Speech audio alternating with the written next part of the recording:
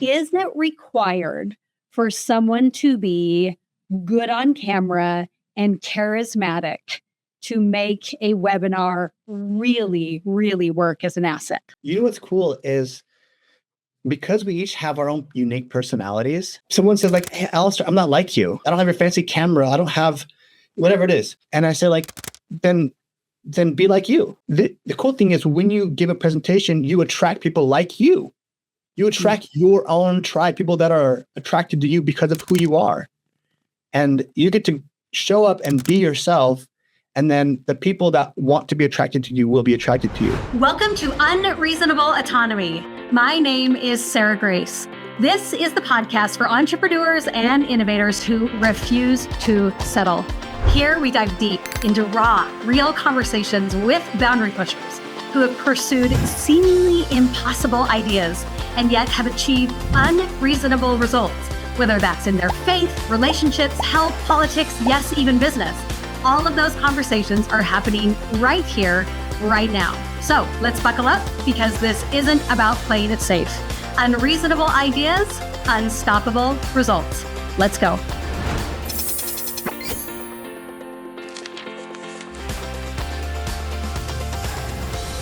Attention listeners, I feel like I am welcoming a true partner in crime to the studio today. So thrilled to introduce you to Alister.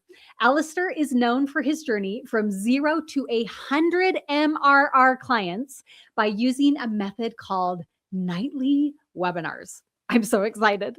He is also the host of the Alister Show on YouTube and an avid jiu-jitsu practitioner. This conversation just might blow your mind. Let's get talking with the amazing Alister. Oh, my dear listeners, can I just introduce you to the most compassionate human on the earth? You guys, we have got stories to tell today. I feel like I am sitting across from someone I deeply admire and someone that I also feel very much a peer with because they are in the world of webinars and conversions. And man, you've got cool stuff about AI happening. You've got an incredible Alister show that is dominating YouTube. And I've just loved so many things about the amazing Alister Shirazi. I'm so glad that you're here. Welcome. Hey, so nice to be here with you. You guys, full caveat. We are recording this 33 minutes late because my camera died, then my computer wouldn't restart. And he was like, take your time. It's cool. So compassionate. Just thank you so much. That's part of the charm of doing these podcasts. It happens. It really is. And as someone who has really stood with the A-lister stage on YouTube and the interviews you've done and the shorts that you've done, so much recording, I just want to set the stage for people who are new to your world, right?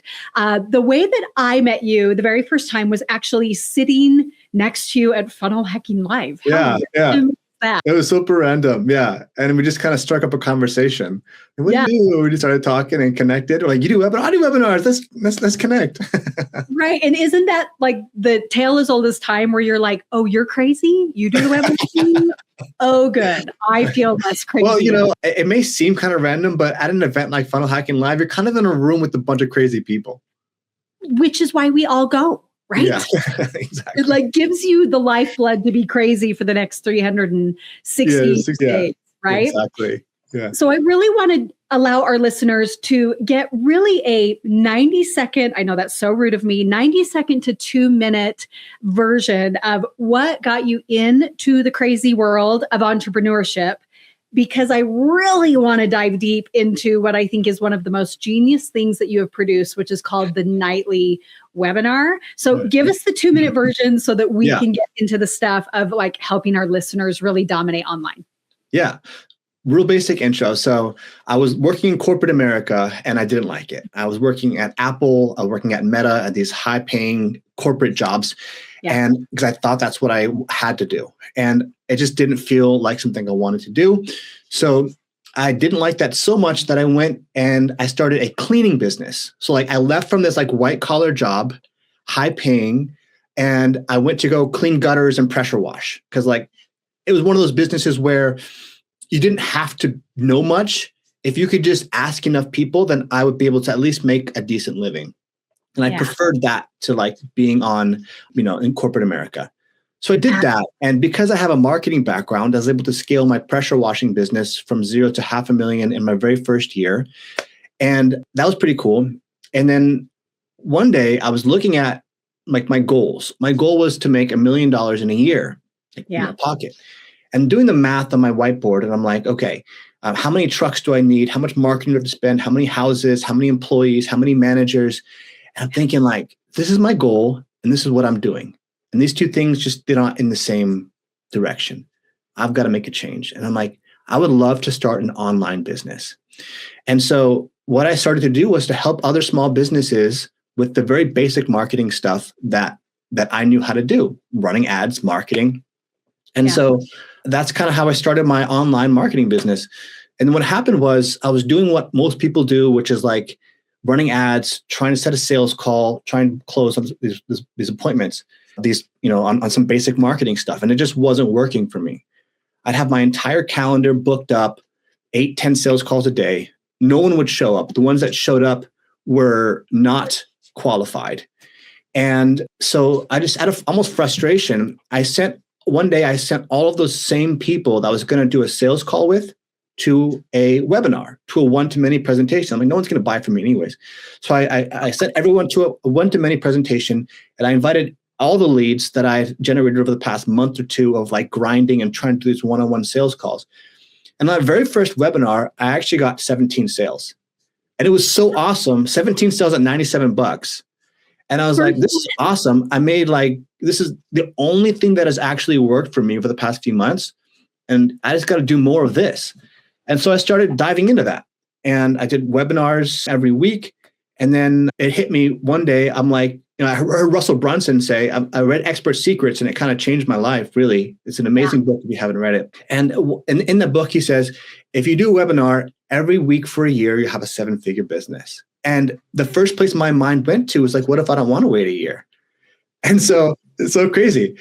And so what happened was I'm thinking, okay, and I had done multiple webinars at this point. And so I thought to myself, okay, if I'm spending like $1,000 per week on ads, what would happen? And I know how many leads I get. I know exactly how many people are going to show up. I know exactly how many people are going to close. So what if I just take that same $1,000 ad spend and I spend it in a day? Like, it's just math, right? It should actually work. Yeah. And so I had gotten off of a webinar. I did particularly like pretty good, 13, 14 sales. And then I said, okay, I don't want to wait a week to do this next webinar. I want to do my next one on Monday. And then I want to do one on Tuesday. And then I want to do it on Wednesday.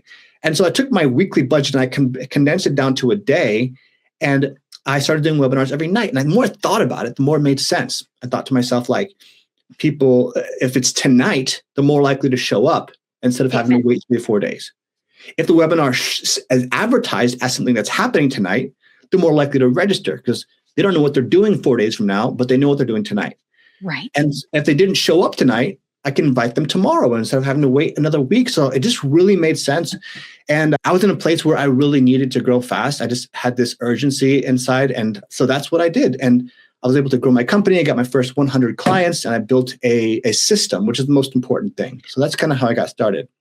My mind is blown, right? My mind is blown. And like selfishly, I'm like, I'm bringing him in because I want to figure this out. I tell everybody about it, Yeah. And it's like, let's just jam about webinars for a minute because Russell really has set the standard that number one, they are not dead, right? No. And number two, they can legitimately work for every type of business, right? Yeah.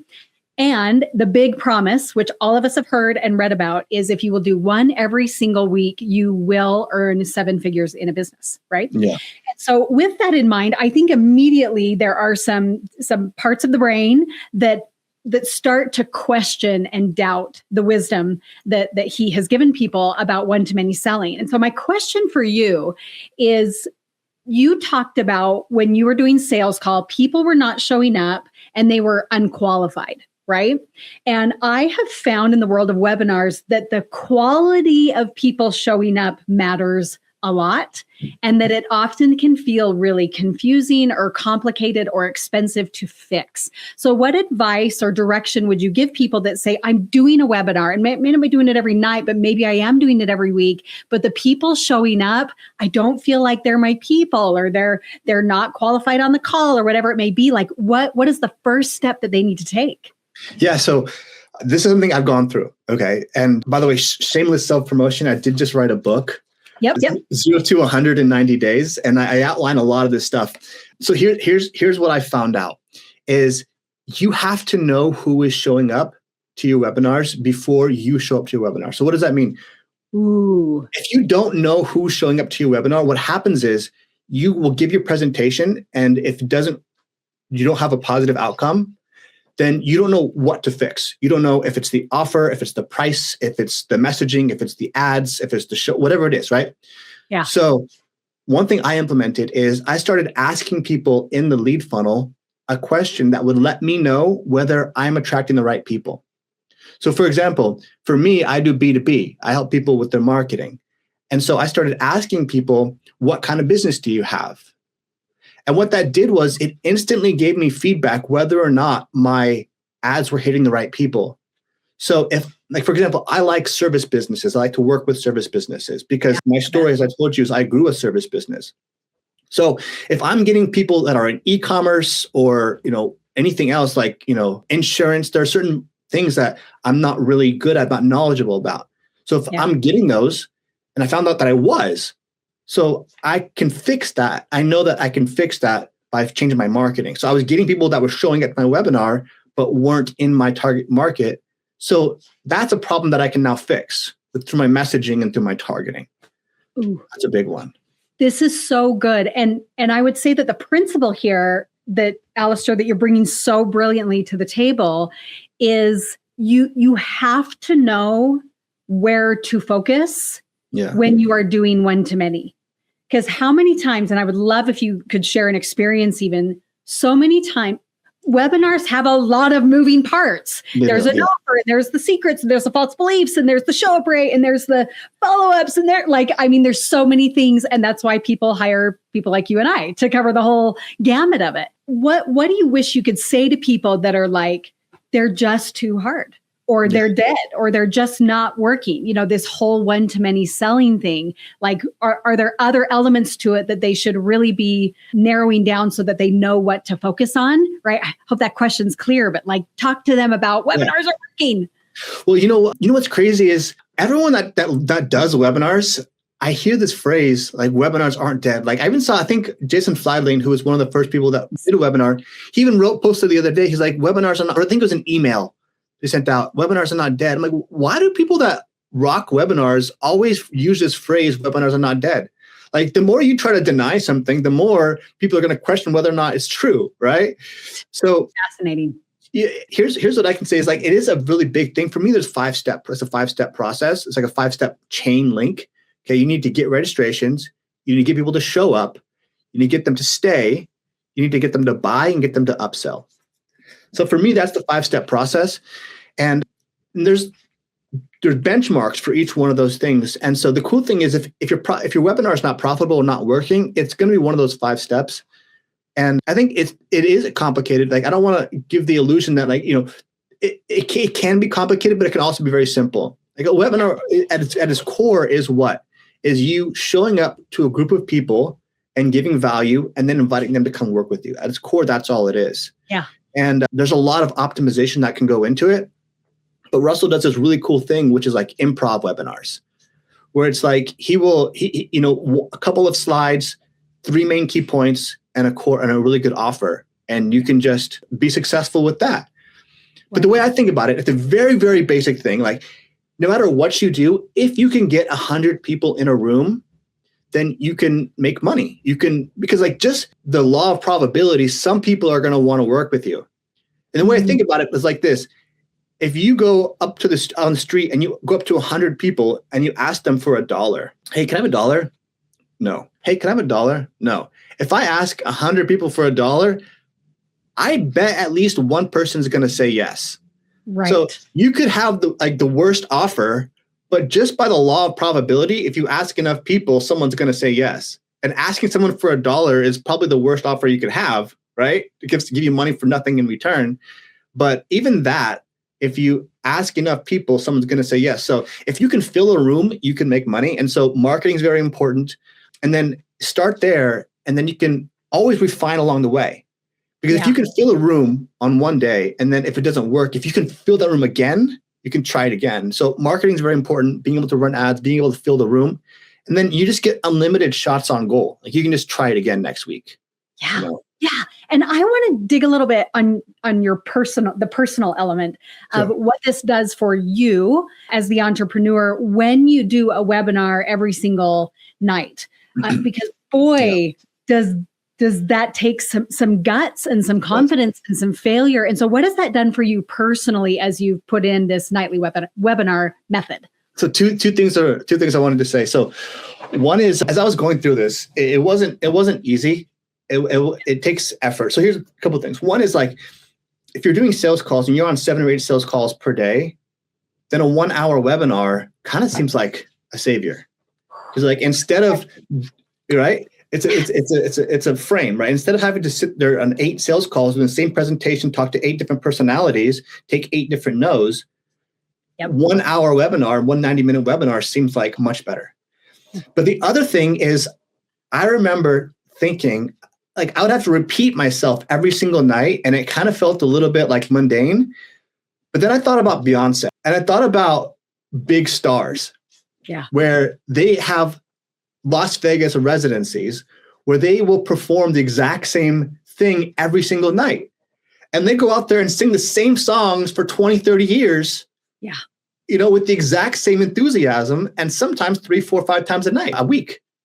So I thought to myself, if Beyonce can do it, then I can do it. Now, some people are going to say like, you know, well, Beyonce makes millions of dollars, but to me, the stakes were the same because I had to grow my business and I had to like be able to provide for my family and I have to create a future for myself. So it doesn't matter. Like to me, it's the same output. Like it has to happen.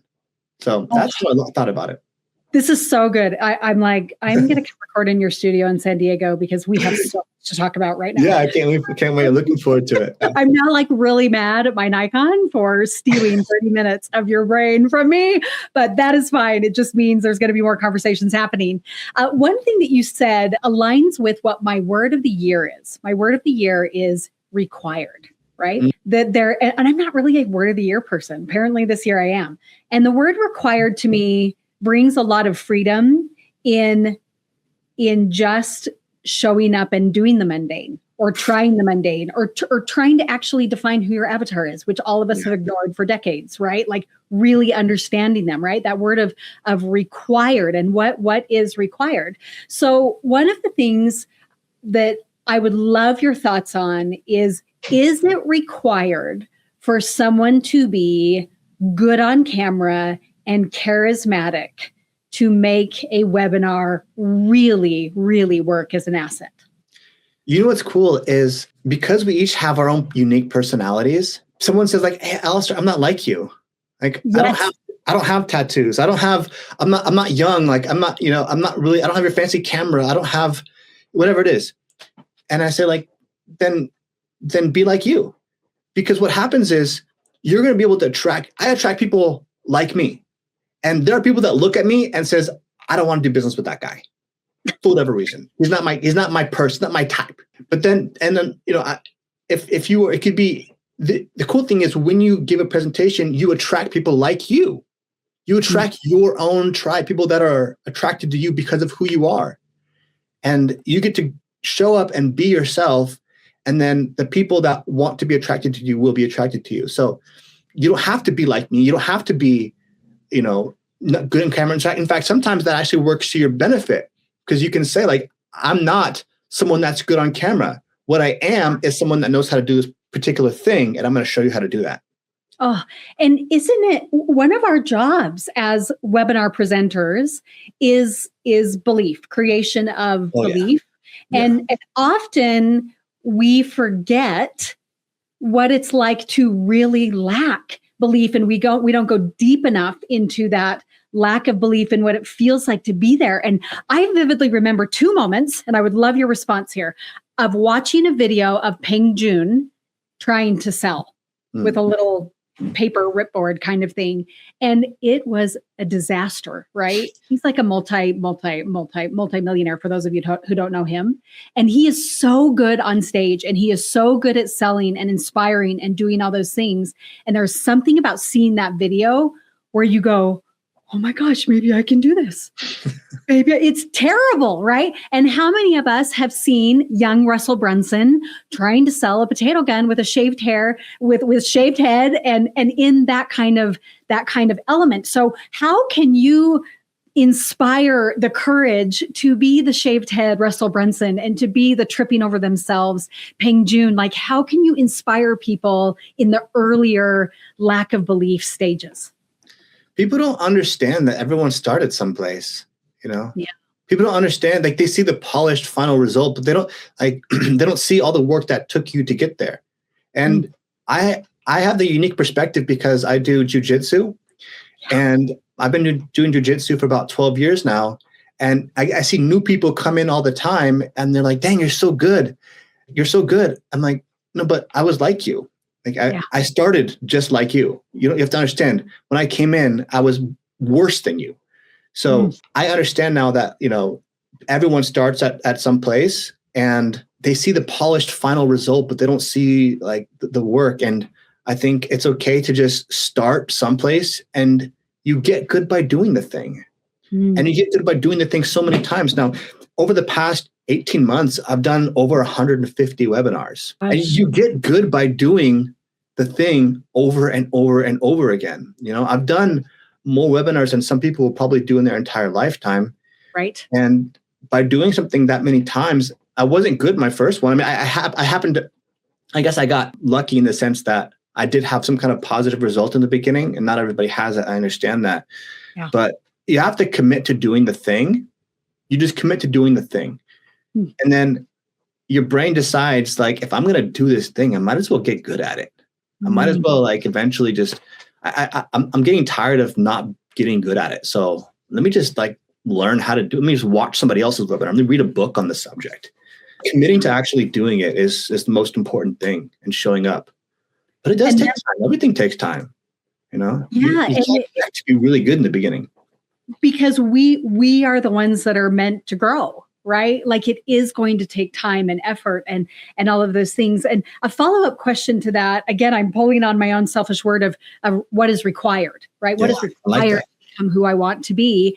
Do you believe that in the industry, whether you are B2B or B2C, that there is a standard of, well, to do a webinar, it at least needs to be look this way or be this prepared? Like, with an audience, are there expectations that you feel like with your clients, at bare minimum, this needs to be in line in order for you to do a webinar?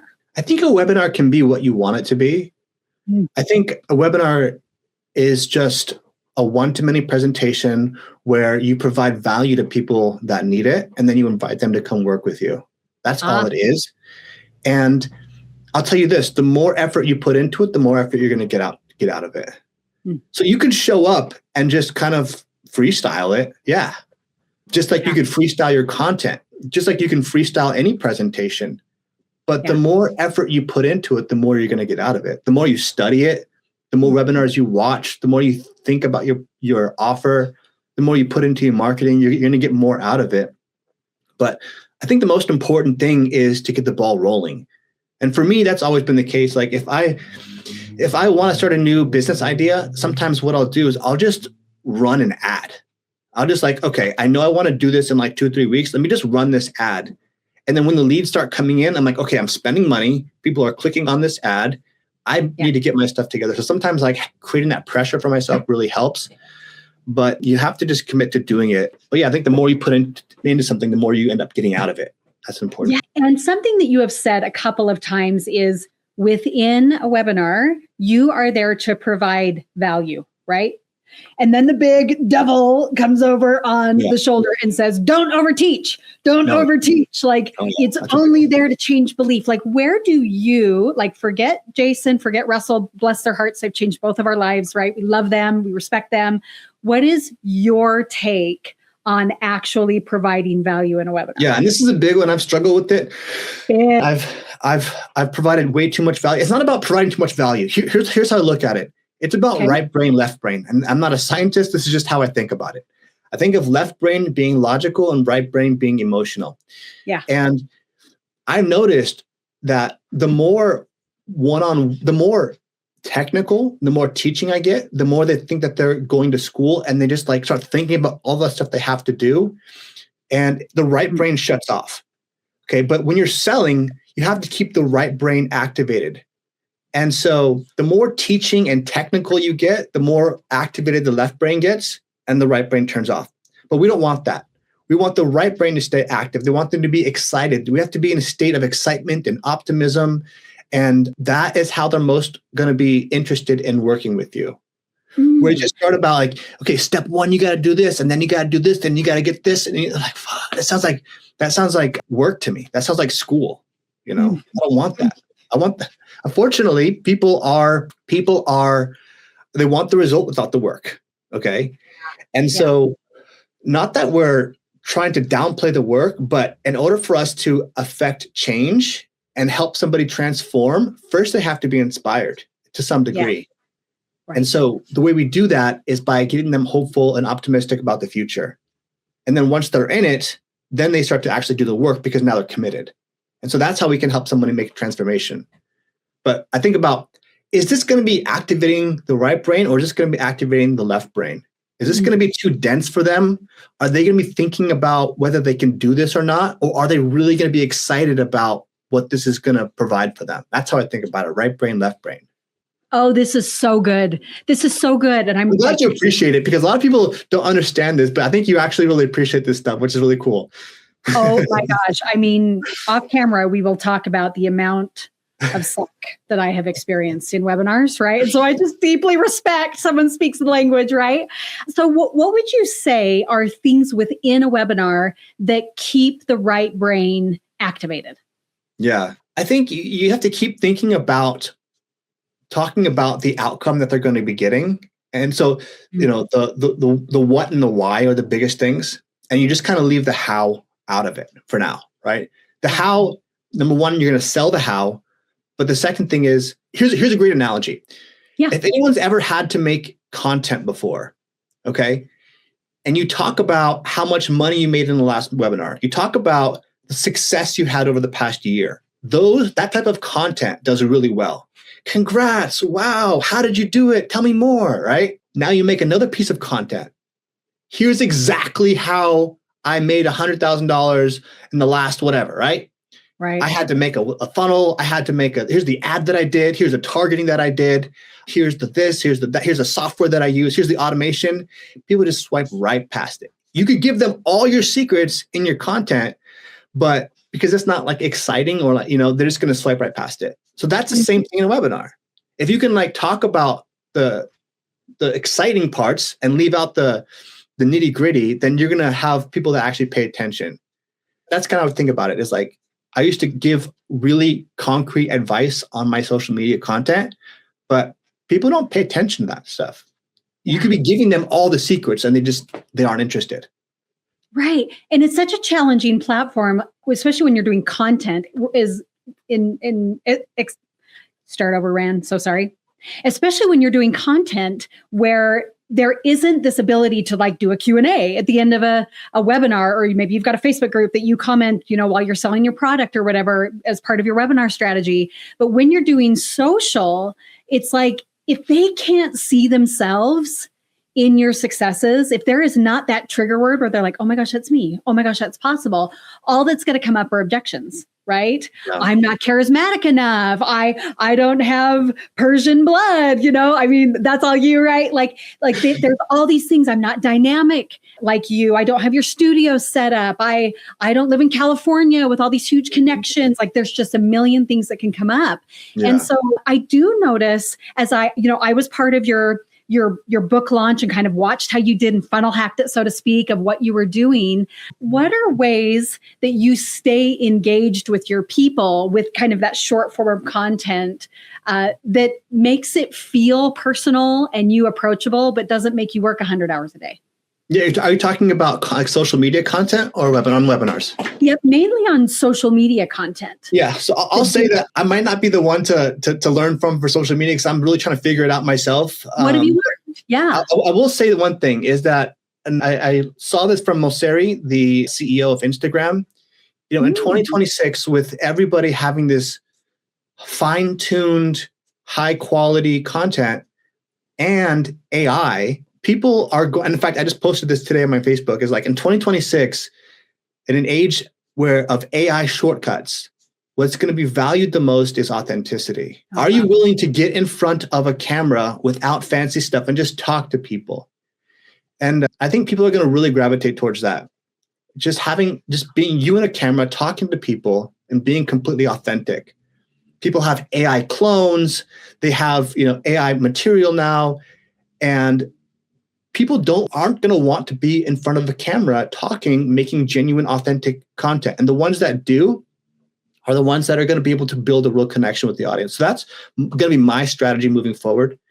On that note, too, on taking shortcuts, I want to just bring something up, which is the concept of automated webinars. Do you use automated webinars?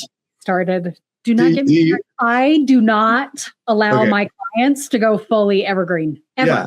Yeah. But it's the first thing that everyone asks me, right? It's like, have you thought of automating a webinar? And I'm like, yeah, I thought about taking shortcuts. Yeah, I think about it all the time. I thought about taking the easy way out. Yeah. But the fact is that a live webinar is going to convert better. Like, it's every just a fact. Time. It's not even discussed. Like, it's just a fact, right? Because of the interaction that you can have, because of the engagement, because of the authenticity, because of the connection you can have. So I go out of my way to make sure that they know that this is a live webinar. Like, they can tell. They can tell your semi-live webinars aren't real. They know. They're not dumb. So like, even if they can't tell or they're not sure, if it's a live webinar, you're able to make sure they know for sure. Like, I do certain things where I make sure they know it's 100% live. In fact, here's a tactical nugget that I do that I created. I haven't seen anybody else do this.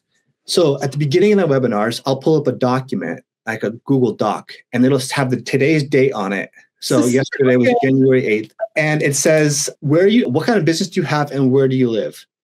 And what I'll do is everyone will drop in the chat. And I say, hey guys, this is a live webinar. We could have been watching this on a YouTube video, but instead you're here with me live today. So I'm going to make sure this is an engaging experience for you because that's what you came here for. So what I need you to do right now is drop in the chat what kind of business you have and where you're from. And I'm going to be able to tailor this presentation based off of who is here today. So what I do is I copy all of the responses and I paste them in this Google Doc and I share the screen. And what that does is it makes people think, hey, my name's on TV. They're like, oh, I see myself on TV, right? It's like on the big screen. Like, I see my name right there and I call them out and I put it right there. And so it's like, now they know there's like some kind of element of loss, which means that they know that I will know when they leave. So it's like, it's no longer, it's a little less anonymous now. Everyone knows that John Smith in California has a landscaping business and he's here watching the webinar. So if he leaves, then it's like, well, John Smith's not here anymore. Yes. So yeah, so I do things to make the experience where it's undeniable that it's live. There's no way that it could possibly be recorded. Whereas if it's recorded, they're always thinking, is this live? Yeah. And it's like, they know. Can I just bear my testimony about what genius you are, right? Let's just bear testimony of Alister right now. There have been 2 instances. I think today is the day that Kevin Donlan's interview on this podcast goes live. And so this is so appropriate. I was asking him about the role of AI in the future of marketing. He does like AI focus groups for people. Super powerful. I'll send you all the stuff.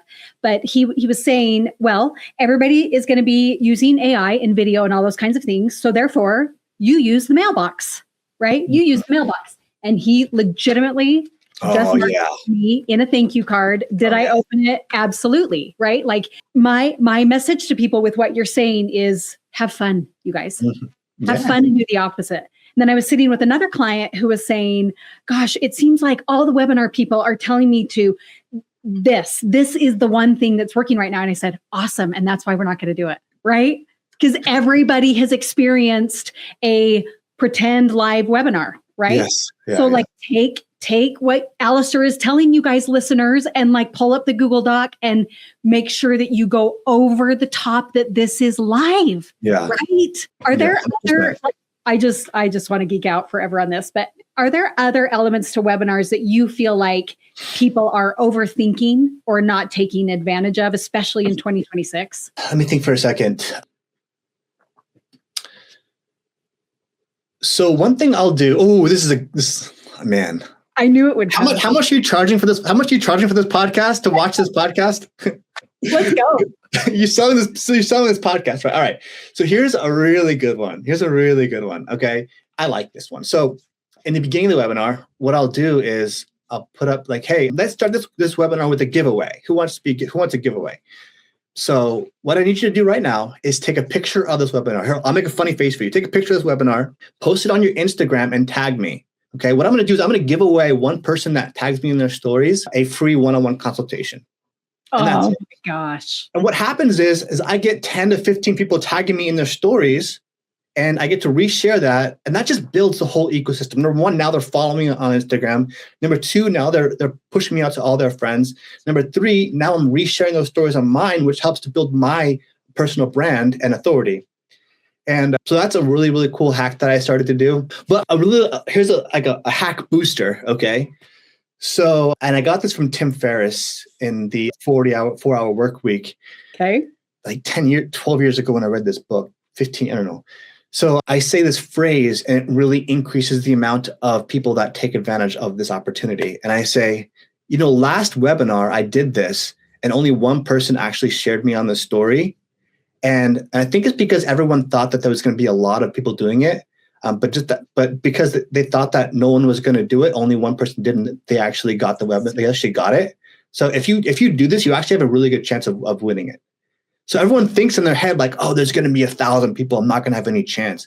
But when I say that phrase, and I know this because I've tested it 2 ways, I get way more people sharing it just by saying like, hey, well, this recently, it doesn't have to be the last time, but talk about a time when it actually happened. Like only one person actually did the thing, and they were the one that actually won. And so sometimes if you just take action, you're more likely to actually have this result. And by saying that, a lot more people actually share me on their stories, and that boosts everything.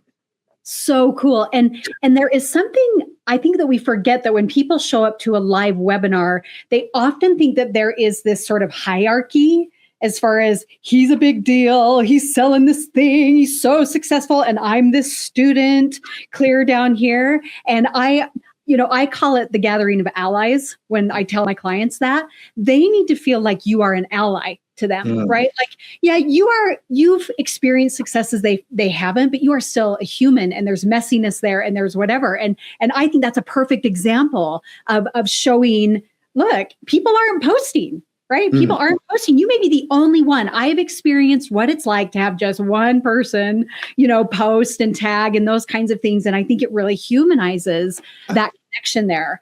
So I think I want to say something. I think it's really interesting, the different approaches, because I actually really like one of the benefits of a webinar, I believe, is that a webinar elevates you by nature, just by being the person on the screen. Yes. And when you're elevated, it does a few things. One is like it increases your value. It makes people want to actually work with you. Yep. And it may or may not even be true, but because you're the host of the party, like being the host of the party is the one that, like, if you go to a party, whose party is this? This is Alister's party. Okay, he must be the cool guy, right? And so and that's one of the reasons why I have a podcast, is because I never got to host a party when I was when I was younger. So, but like now I get to have my own party, right? I have my podcast, my social media, I have my webinars. And so by nature, you are elevated. And when you're elevated, sales become easier. That's something I want to touch on also, right? 100%. The difference between getting good at sales and making sales easier.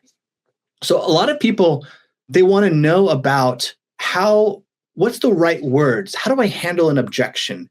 And I have to say the right words in the sales process in the right way. And if I don't, I'll lose the sale. I have to study sales, right? But that's one way. You have to say things in a particular way in order to actually make sales.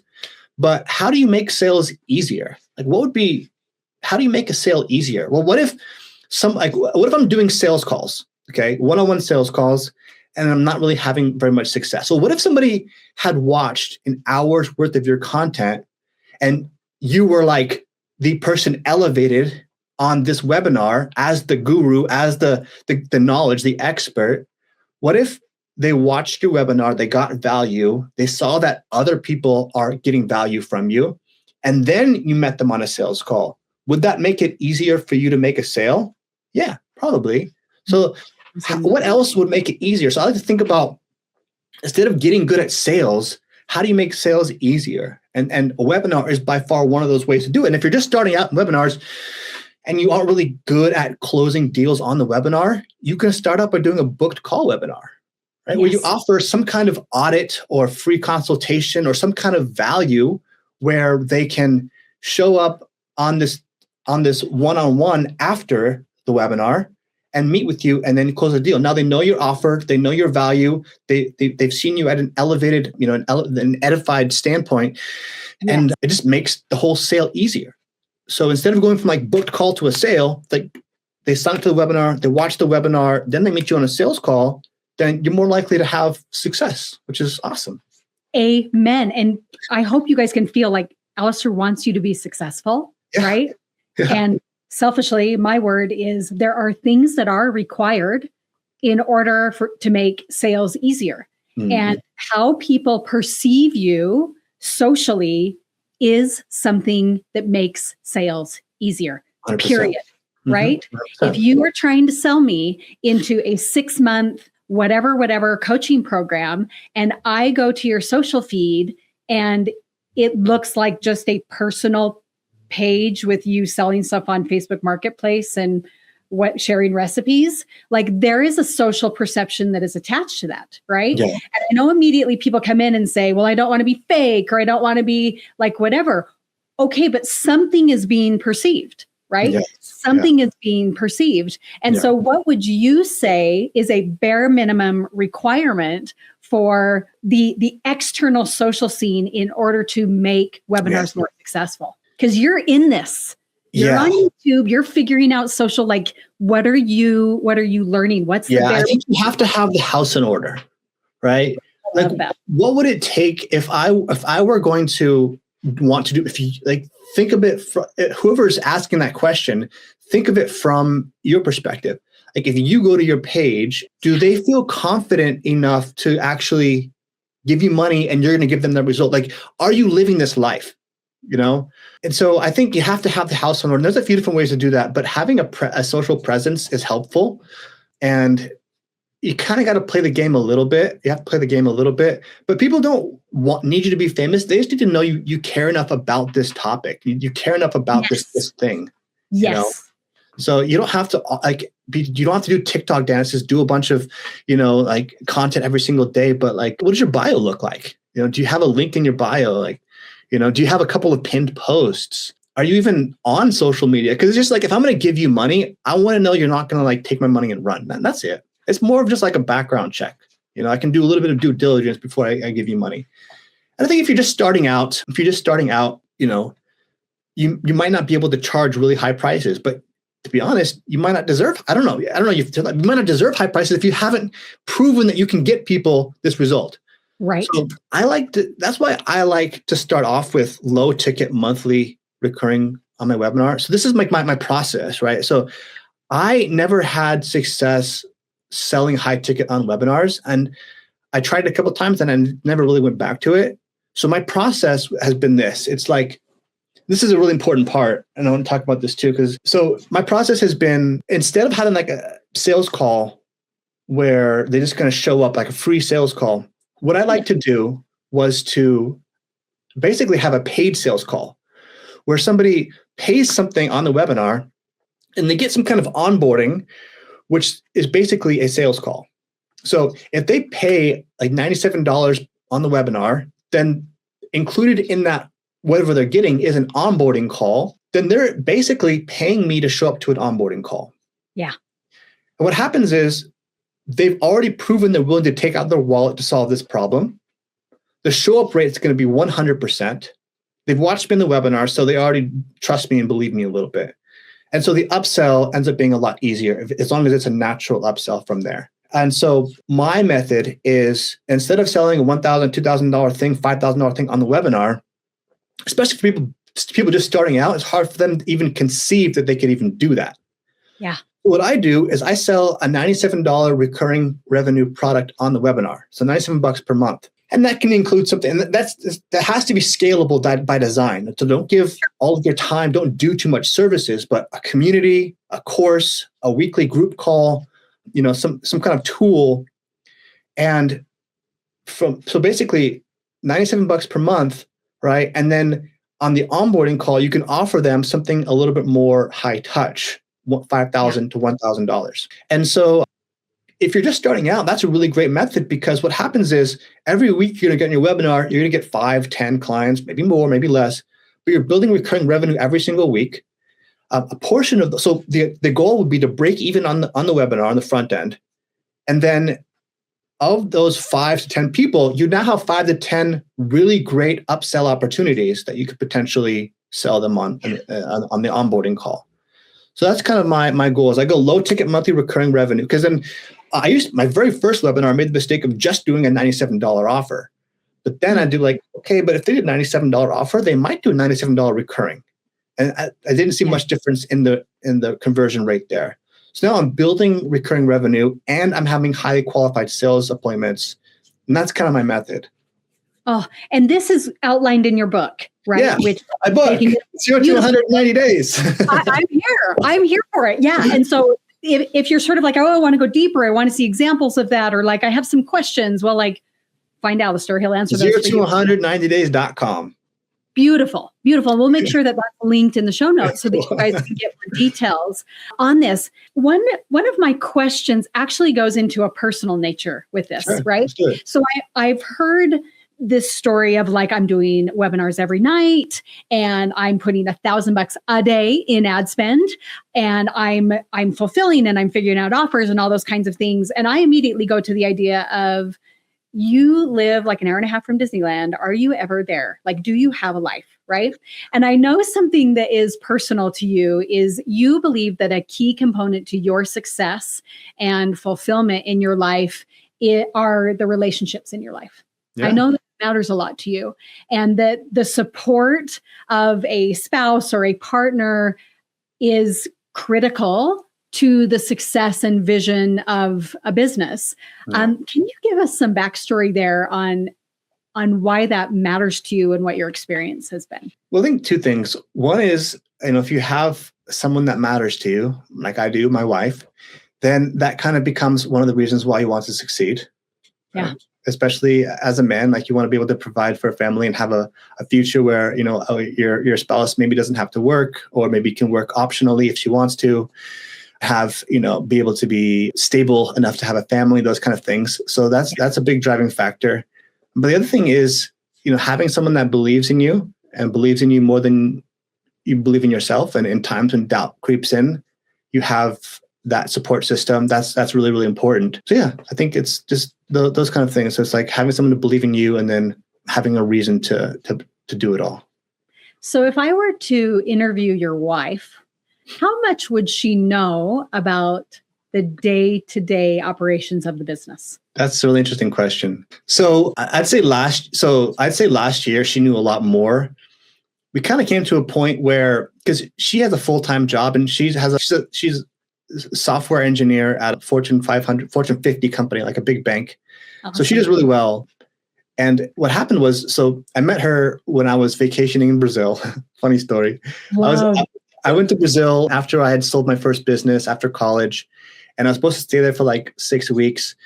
But the thought of coming back home and job searching on Indeed and I just couldn't do it. So I'm like, I'm going to stay out here for a little longer. And I started repairing iPhones to make money, because that was my first business was an iPhone repair business. And you have lived 10 lives. Yeah, I know. I've done it all. So I had an iPhone repair business in Northern California when I was going to college. I graduated college. I didn't want to stay in that small town. And so I sold that company to the manager, and I took the money and I was like, I'm going to go on vacation to Brazil. And I went there, South America, for supposed to be a few weeks, a couple months.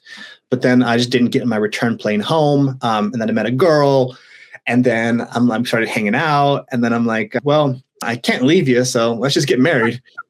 And so the visa process took a long time. And so eventually got that taken care of. We came here, got married. And yeah, where was I going with that? Just how much does she know? Oh, yeah. So when she came here, when she finally like got her work visa, her very first job was as a hostess at a restaurant. And her very first day, she walked in and she's like, "Hey, I just need my Christmas day off, and the day before Christmas, like we're going on family vacation." And she's like, "Oh, well, we hired you to work those days." And she's like, "Well, you never asked me." So they fired her on her very first job on her very first day. And and she was like heartbroken. She's like, "What are we gonna do?" And I'm like, why don't you try to learn like this coding thing, like software engineering, right? And so I took out a loan and she went to one of these software engineering boot camps, and she worked so hard. It was like 10 hours a day at this thing. And then after she graduated, she didn't have nearly enough experience to get a job. And she busted her buns and didn't really speak English very well. She went to like a community college at night and learned English. And then she worked for free for different companies. She eventually got an entry-level job, got another entry-level job, and worked her way up. And then in a few years, now she works at a big company as a software engineer. She's about to become a senior software engineer. So all that to say that, like, I supported her journey. Now she supports my journey. When I was having this, like before I hit this, and this stride is I had this really unstable income while I was figuring everything else out. And so she was kind of providing that stability while I was kind of, figuring this out. And so while she was, kind of doing that, she's kind of is doing that. And for a while I was kind of trying to involve her, but it was a lot for her to do both, like do the job and actually try to help me with the business. But so last year she was a little more involved, but we got to a point where it's like, I want you to just focus on what you're doing and just kind of, I'll focus on this part of it. So last year she was a little more involved, but I kind of purposely create that division so she can kind of just have that separation now. So it's almost like by design, let me take care of this part. You just kind of do what you're doing. That's kind of what we've decided on. That's the best for our relationship now. But yeah. I love it. And I love the story that there have been seasons in your relationship of what your roles have been and the demands and all those things. And there is no softening the wildness of when you say trying to figure this out of entrepreneurship, right? And in preparation for this interview, I watched one of your YouTube videos and you were talking, you just looked straight at the camera. It was so good, Alister. And you were like, so many of you are so close. You are so close. And there are just these little things that you are going to figure out that are going to change everything for you. Yeah. And so I have two questions for you, and I'll help you keep track of them. What were the little things that changed everything for you in your business? And what have been the little things that have changed things for you and your wife in your relationship? I think about, and I think I heard this from Tony Robbins like 20 years ago, and I just use this analogy over and over again. So it's like, when you're golfing and you hit the ball and it goes all the way to the left, you're really only, like, even though it goes all the left, like, you're really only a couple millimeters off. How is that possible, right? How is it possible that the ball goes all the way over there? Well, if you had just turned the club face just a couple of millimeters to the other direction, it would have gone in a completely different direction. So the small changes that you make today make a really huge impact and they get magnified down the further trajectory. And, I always kind of just had this feeling that, like, I was just so close. Like, I just had a couple of really small, like, I just had this confidence that I was really, really close. And so for me, when I did that first webinar, what happened was I was just all over the place trying so many different things. And one of the hardest things about entrepreneurship is putting all this effort in, making all the content, doing all the effort, putting in all the hours without any certainty that any of it's going to ever pay off. Yeah. And when you finally have a glimpse of certainty, it's like one of the most refreshing and the most exciting things. Yeah. And I remember thinking like when I was on my journey to hit my 100 accounts, because I wanted to get this award, right? I wanted to get this stupid award, right? This is a Go High Level SaaSpreneur Gold Award. And I call it a stupid award because it's just a piece of metal and wood. But what it meant for me was like validation that I was able to achieve one of these awards. Like I never got a ClickFunnels award. I always wanted one, I still do. But I wanted to get one of these awards and be recognized for my work. And the deadline was coming up for this award, and I had to finish it. And so what I did was I put a big thermometer on my wall, and I would fill it in every night or every week as I was doing my webinars, as I was on my way to 100 accounts. And so I would win this award. But when you finally have something that, like, a glimpse of certainty that something's actually working, is one of the most amazing feelings. And I think tactically, what worked for me, and what change I made, was running my first webinar. Yeah. But I think, psychologically, what changed was having a defined purpose and knowing exactly what I wanted to go after, and then just being, completely crazy until I figured out what worked. And Can I pause you right there before we talk about your marriage? I would dare say you would give people permission to go after the stupid award, whether it is the 2 Comma Club, whether it is Inner Circle membership, whether it is the Go High Level Gold thing. Like, go after the stupid thing and just allow it to be stupid, even if it drives you. Like, don't sit there and talk, well, it's so dumb, it's just a piece of blah, blah. Like, it doesn't mean anything.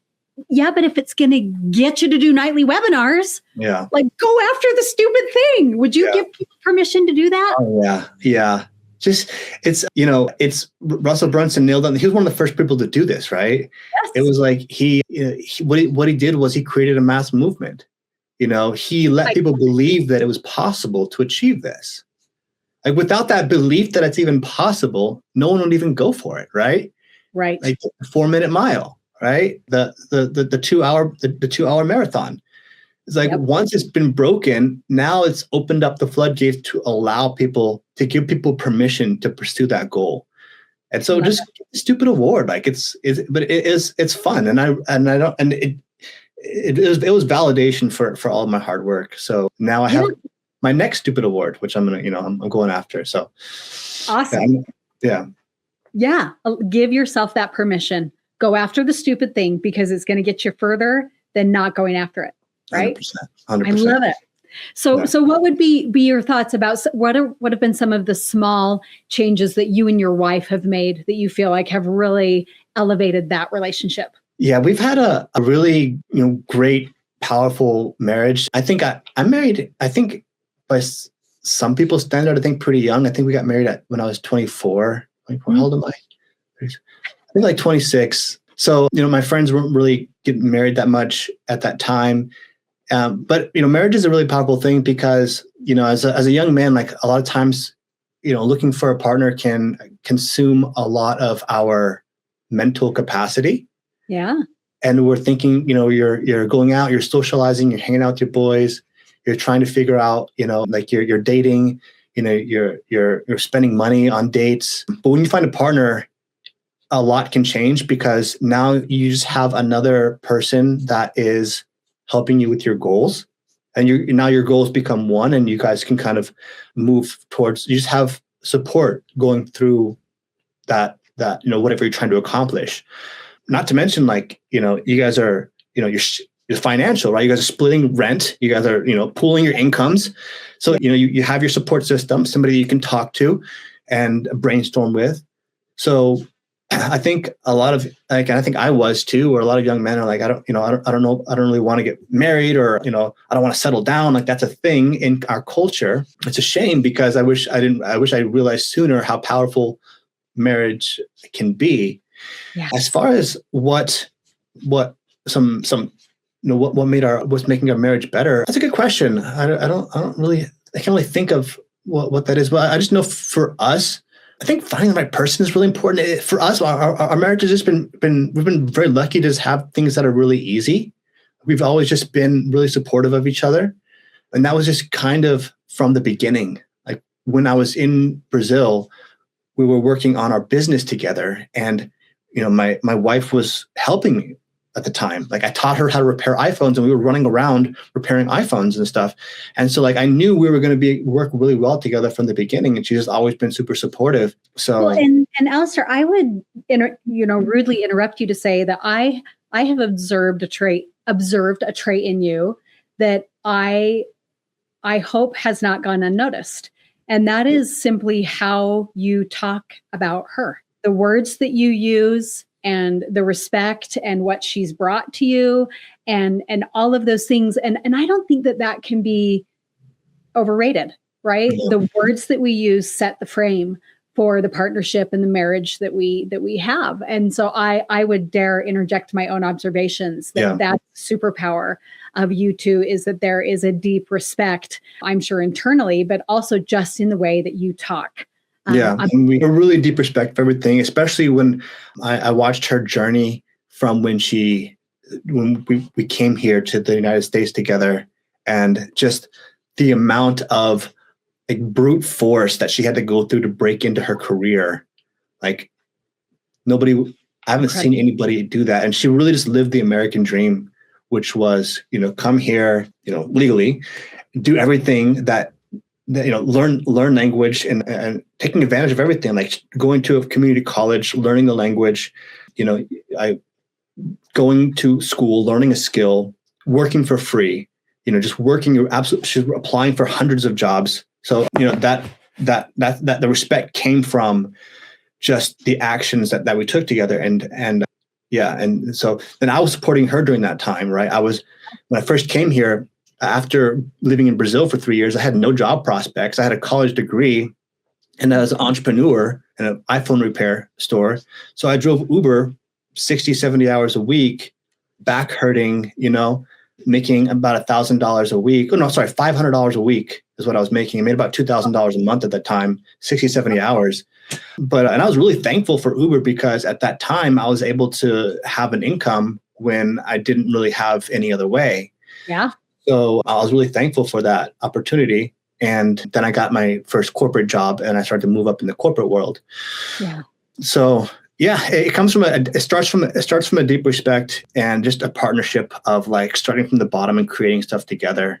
Yeah. And I'm really thankful for that relationship. I mean, it's very powerful. I love it so much. And I deeply respect just the feeling that I have when you talk about that and what you guys have been through. And like, no wonder you guys work, right? Like no wonder, just the passion and even the deep respect that you have for the entrepreneurial world and what it takes and all the efforts and the non-easy path that it is. And yet we are committed to the crazy. I just am so grateful for this conversation. I am grateful for your will. I mean, literally, we should charge for it, okay? Because of everything you have literally just dumped and given for free. Listeners, I guess that's just who you are. That's just who you are. But I'm so grateful. And so the way that we typically end these interviews is I'm just going to ask you 2 rapid fire questions that will help us wrap it in a pretty little bow here with this great conversation. And just, again, thank you so much for being so willing to provide so much value. Thank you. Of course. Okay. Are you ready? I hope so. Let's do it. Okay. With the exception of the book you have written, linked below, what is one book every single entrepreneur must read? The book that changed my life was Expert Secrets. Yes. Nailed it. People come to me, want me to help them with the webinars. And the first thing, and like, did you even read the book? Like all the answers are in the book. Like, you can pay me, but like, did you read the book? And that book, like, I remember when I was trying to start my online business and I was like listening to this thing in the car, and like every day I just be like, oh my God, what the heck? This is like incredible. And it just changed my life. As far as like a business book, I think that's something that everyone needs to read. And I haven't just read it once. Like I don't know, like I've read it like cover to cover. I've listened to it multiple times, and then I reference it on a regular basis. It's really like powerful. The Bible. You read it again and you go, that sentence wasn't in there the first time. Like, this is a new version, right? I mean, it's kind of true. a holy grail, I believe. true. I love it. Okay, second question is about your wife, right? Okay. So if you imagine yourself at the end of your life, what do you hope she says about life with you? What a ride. Yes, that's my favorite answer. What a ride. And take that however you will, internet. I Love that answer. I am going to not even comment because I think that wraps it up right there. Awesome. Ride. I love it. Well, thank you to the amazing Alister Shirazi for being here. Thank you for your goodness. What a good human you are. Also, how incredibly gifted you are at your skill and the work you put behind it. This has been a remarkable conversation. Thank you again for being here. Thank you. Look forward to seeing you in our studio real soon too. Let's do it. Bye-bye. Thank you for listening to the Unreasonable Autonomy podcast. If you loved this episode, my guests and I would love to hear about it. Go to the show notes to reach out and let me know what resonated with you or what topics or guests you want to hear in the future. I am here to create for you. Look, I deeply admire your commitment to pushing boundaries and going after an unreasonable life. Keep dreaming big, taking bold steps, and expecting the unreasonable. For more, go to the show notes to dive deeper into the conversations that will keep you going. Thanks for being here.